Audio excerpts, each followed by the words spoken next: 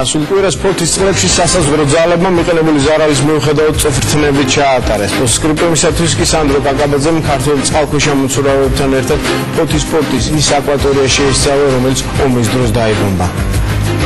აქეთა პორტიდან ხო ყველა ვარიანტში დავიწყოთ. აი ეგ მაგრამ აქ არის ანაფეთქები ამ ადგილას. რუსი ოკუპანტების მიერ აფეთქებულ და ჩაძირულ გემებს ჟურნალისტი და დაივერი ზურა შარია წყალქვეშ დაათვალიერებს. ფოთის პორტში წყალი ყოველთვის ამღვრეულია. სამი გემის ჩაძირვის შედეგად დაღრუულმა საწვავმა ხილვადობა კიდევ უფრო შეამცირა. დაივერებმა დაშვების ყველა დეტალი წინასწარ უნდა გათვალონ. ფსკერი სადაც აფეთქებული ამას იმას ვერ ნახავთ, იმიტომ რომ შლამში იქნება ჩამჯდარი და შინთაც შევიხედავთ. წყალქვეშ მყინვარების სრული აღჭურვილობით და სპეციალურ ხუთში მოთავსებული ვიდეო კამერით ჩადიან. აუშვა?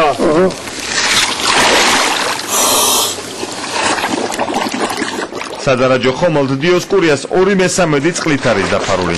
გემის კორპუსი რუსმა სამხედროებმა ორ ადგილას ააფეთქეს. რაიგეთა გრძნო ფეხით როგორ ამოხეულია აფეთქების გარე კორპუსი და შიგნით შევა იმედია დანახმულის არ იქნება. გემი იმდენად დაზიანდა, რომ მყინვარები შესაძლებელია რკინის რომელიმე ნაფლეთს ან მავთულს წამოედონ. მინიმალური ხილვადობის გამო ხომალდის შიგნით მხოლოდ ზურა შარია შედის. მეორე დაივერი დაზღვევაზე გარეთ რჩება.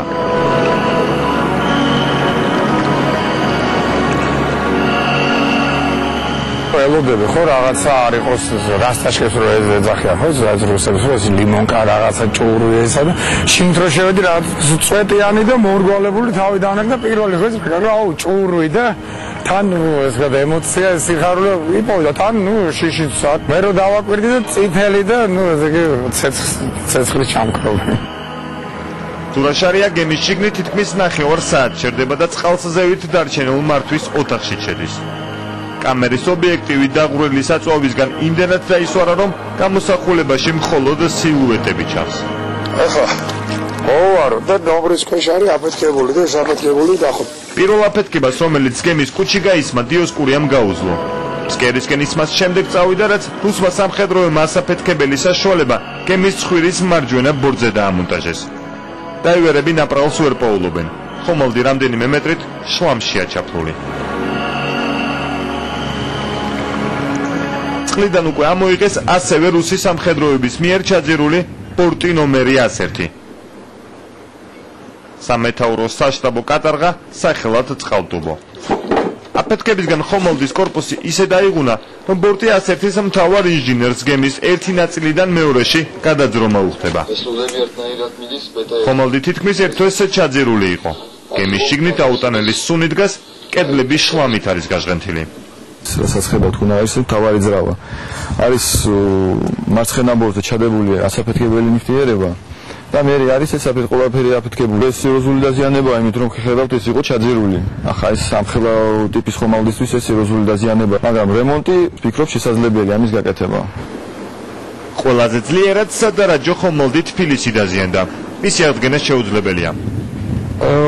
ორი მსუბუქად და მეთაური მძიმედ არის დაწვილი. არტილერისტი ედისონ სულუხია გემზე იყო, როდესაც მისგან რამდენიმე მეტრში ისკანდერის ტიპის ჭურვი აფეთქდა. 8 აგვისტოს რუსული ავიაციის დაბომბვის შედეგად 5 სამხედრო დაიღუპა, 30-მდე ადამიანი კი დაიჭრა. გემი სრულად უკვე 13 აგვისტოს გაანადგურეს, როდესაც ბაზაზე რუსი სამხედროები ხმელეთით შევიდნენ. ხომალდ თბილისის აფეთქების ძალა იმდენად ძლიერი იყო, რომ გემის ნაწილებს ზღვიდან 100 მეტრის მოშორებით პოულობენ. ეს არის შპილის სასართავი. იმ გემის ნაწილია? ხო. რამდენი მეტრში გამოდის სადღაც? მიახლოებით 180-200 მეტრი. ერთვიანი ოკუპაციის შედეგად ფოთის საზღვაო ბაზა სერიოზულად დაზიანდა. შენობებში არც ერთი მთლიანი შუშა არ დარჩა. ოკუპანტები ღიად დატოვებულ კარებს ამტროდნენ. დაზიანებას ჭერიც ვერ გადაურჩა. ჩაძირულია 3 გემი. დანარჩენი ხომალდები ჯერ კიდევ 8 აგვისტოს ბათუმში გადაიყვანეს. ამ მომენტისთვის როცა ქვეყანაში საომარი სიტუაცია შეიქმნა. ნაწილი ხომალდებისა იმყოფებოდა საბრძოლო მორიგეობაზე. დაბომბვის დროს ნაწილი ხომალდებისა გავიდა 8-ში გამიწვე და შეუერთდა საბრძოლო მორიგეობაზე იმყოფ ხომალდებს. ხოლო როცა შემდეგ მოვიდა უკვე ბრძანება გადაყვანილი იქნა ბათუმის ნავსადგურში. საქართველოს საზღვაო ძალებმა სადარაჯო ხომალდ თბილისის ბათუმში გადაყვანა ვერ მოასწრეს. როგორც ჩანს, ამ გემს გვერდზე ჩაძირული სხვა ხომალდის ბედიელის, რომელიც რუსმა სამხედროებმა ჯერ კიდევ 90-იან წლებში ააფეთქეს.